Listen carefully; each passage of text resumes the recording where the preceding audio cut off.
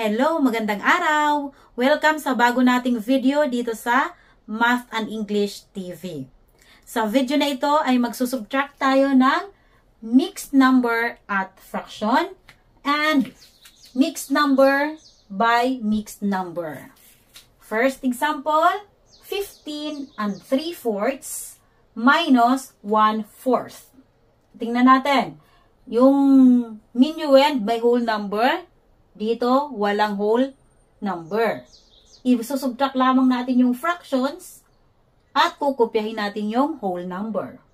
Kapag magsusubtract kayo ng mixed number at saka fraction or mixed number at mixed number, unahin ninyo sa pag-subtract yung fractions bago ang whole number. Kasi, pwedeng may regrouping or walang regrouping yan. Okay, so dito, yung fractions, 3/4 minus 1/4. Isusubtract lamang natin yung numerators kasi magkapareho na yung kanilang denominators. 3 minus 1 equals 2. At kukopyahin natin yung common denominator na 4. At itong whole number, dahil walang whole number dito, kukopyahin lang natin yung whole number na 15. Okay, yung answer ay 15 and 2/4. Yung fraction na 2/4, pwede pa bang mai-reduce sa lowest term? Meron bang makaka-divide sa 2 and 4? Meron. So, i-divide natin yung 2 and 4 sa kanilang GCF or greatest common factor.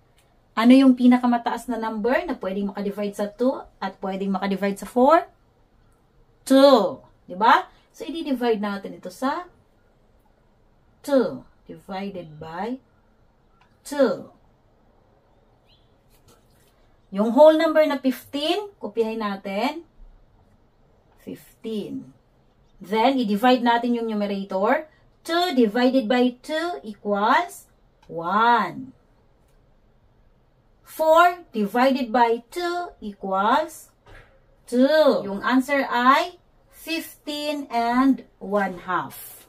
Next example, 7 and 1/2 minus 3/4.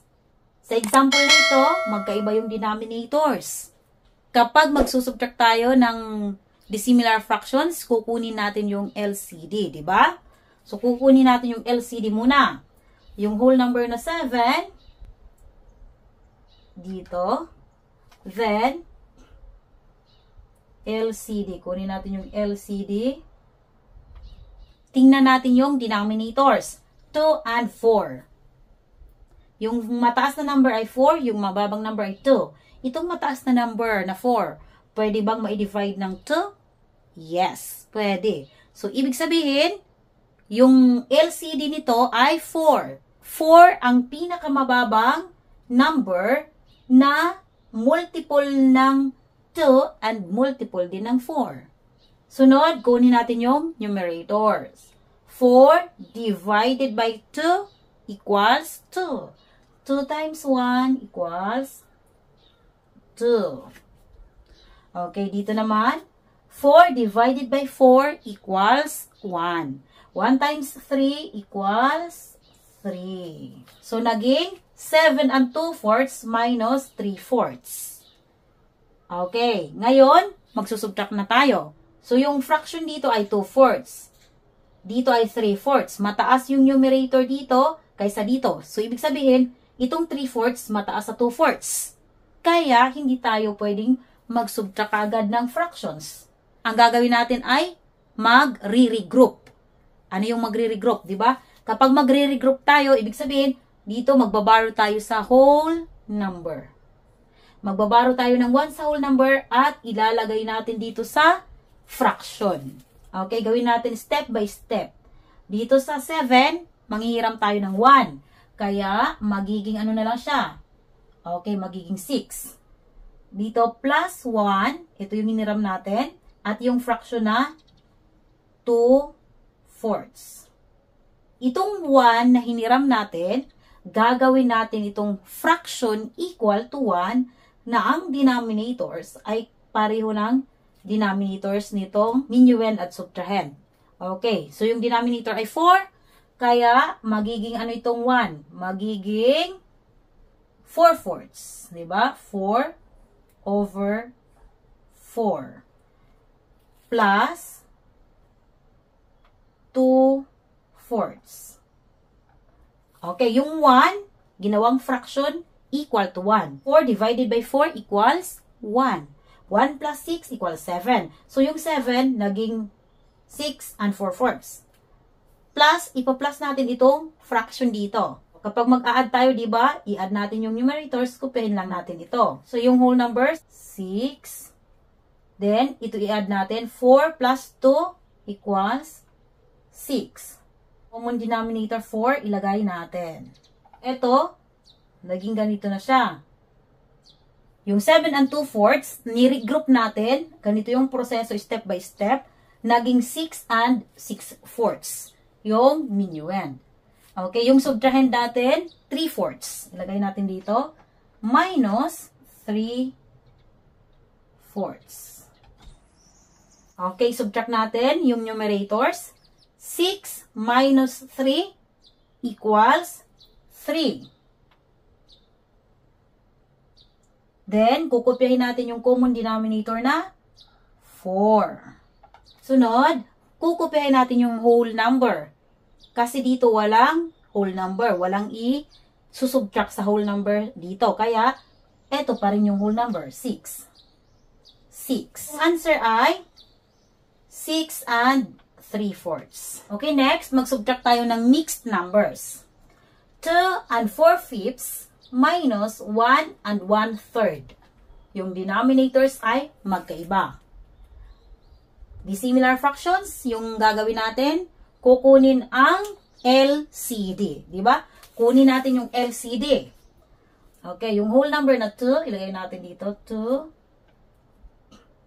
Then, minus, yung whole number na 1. At dito, ilalagay natin yung LCD. Okay, LCD dito. Tingnan natin, yung denominators, 5 and 3. Yung 5, prime number. Yung 3, prime number. Dahil prime number ito, ang factors niya ay 1 and 5. At ito rin, dahil prime number, yung factors niya ay 1 and 3. 1 times 3 equals 3. 1 times 5 equals 5. Wala na silang ibang common factor maliban sa 1. Kaya, para makuha ang LCD, i-multiply natin silang dalawa. 5 times 3 equals 15. So, 15 yung LCD. 15 yung LCD. Kunin natin yung numerators. 15 divided by 5 equals 3.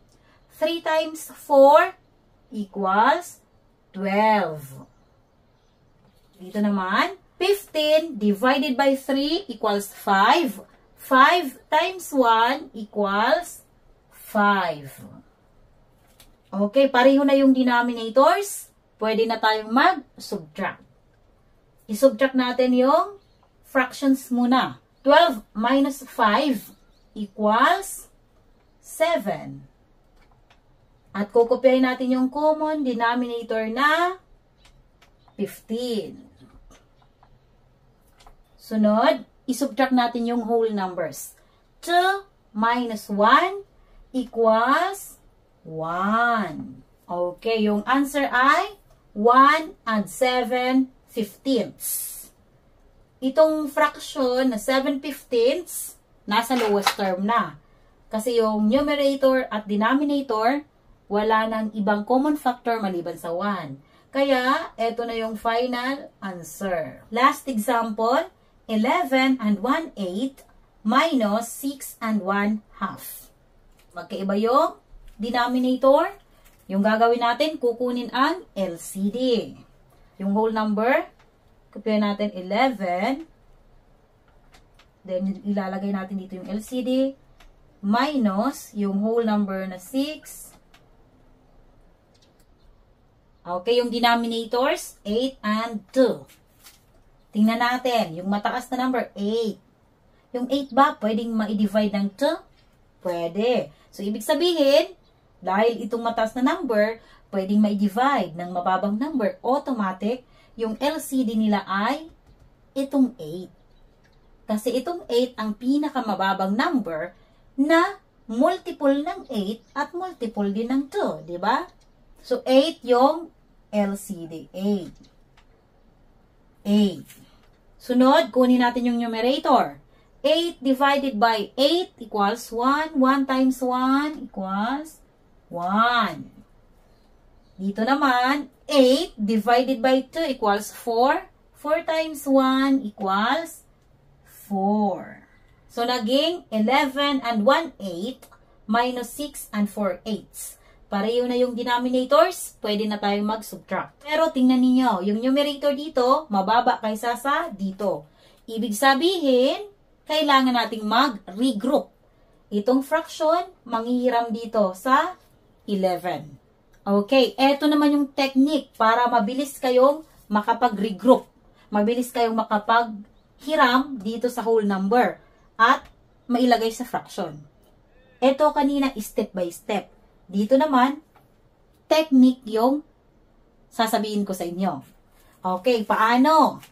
Kapag ang fraction manghihiram sa whole number, magre-regroup tayo, ang gagawin lamang natin, itong whole number bawasan ng 1.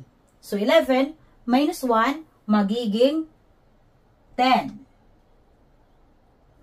Then, tingnan niyo yung denominator. 8, di ba? Ang numerator ay 1. Kung ano yung denominator, i-plus lamang nyo yan sa numerator. So, 1 plus 8 equals 9, di ba? Magiging 9 yung numerator. At kukupihin pa rin ninyo yung denominator. Kukupihin lamang ang denominator na 8. Okay. Eto na kaagad. Nakapag-regroup na tayo. Maigsi lang yung solusyon natin kumpara dito sa step by step na proseso na mahaba. Kung gusto ninyo ng mas mabilis na proseso, ito yung gawin ninyo. Uulitin ko, kapag magre-regroup tayo o manghihiram yung fraction sa whole number, ang gagawin ninyo, yung whole number, bawasan ng 1. At kung ano yung denominator, i-add ninyo sa numerator at yon ang bagong numerator. Then, kukopyahin lamang yung denominator. Naka-regroup ka agad. So, eto na. Nakapag-regroup na tayo. Yung subtrahend, ilagay natin minus 6 and 4/8. Okay, subtract na natin. 9 minus 4 equals 5. At kukopyahin natin yung common denominator na 8. Then, isubtract din natin yung whole numbers. 10 minus 6 equals 4. Ang answer ay 4 and 5/8. Itong 5/8 nasa lowest term na. Kasi yung numerator at denominator, wala nang ibang common factor maliban sa 1. Kaya, eto na yung final answer.